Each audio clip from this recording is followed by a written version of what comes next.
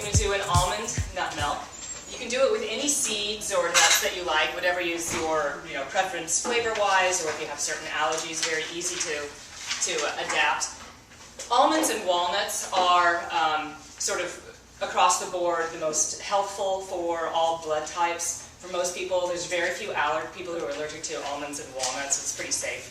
Almonds have a much more sort of neutral flavor to them. And what we do, and those of you who've been here a million times, sorry to say this, we always soak our nuts and seeds. If you're having a diet heavy in nuts and seeds, you need to soak them to break down the enzyme inhibitor and the anti-nutrient that's present on the seed and the nut that protects it in nature. So that makes it difficult for your body to digest, and it keeps you from absorbing the nutrients from other foods. Yeah?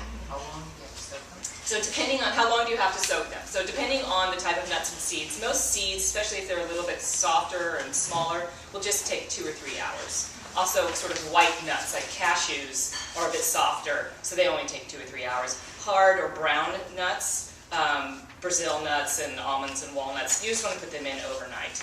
Make sure you have a really nice filtered water. If you have a alkalizing machine, it's even better.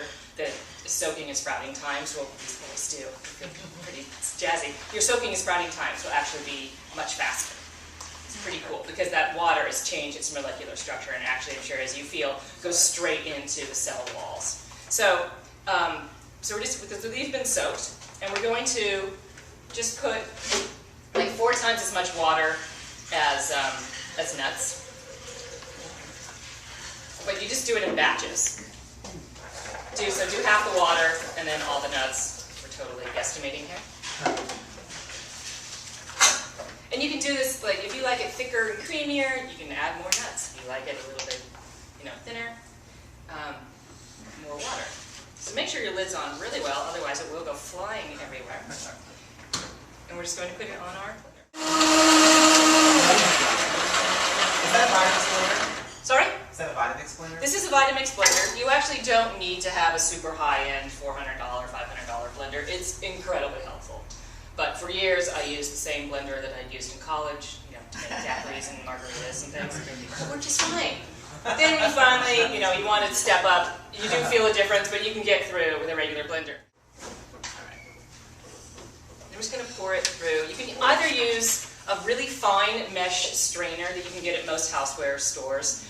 They also sell specifically something called a nut bag, which we don't really like to use because this gets messy, and this has a lot of multiple uses for it, and find it easier to clean out. So we're just going to just pour right through that, and you just want to make sure it's super fine so it catches all the meal left over, the kind of grit and the little bits of nuts left over. We're actually going to blend this one more time with a little bit more water. Right. Spoons. We're just going to push this through. And this is like the easiest thing in the world. Most people are pretty intimidated by the thought, like, how do you milk a nut? Just blend it with water.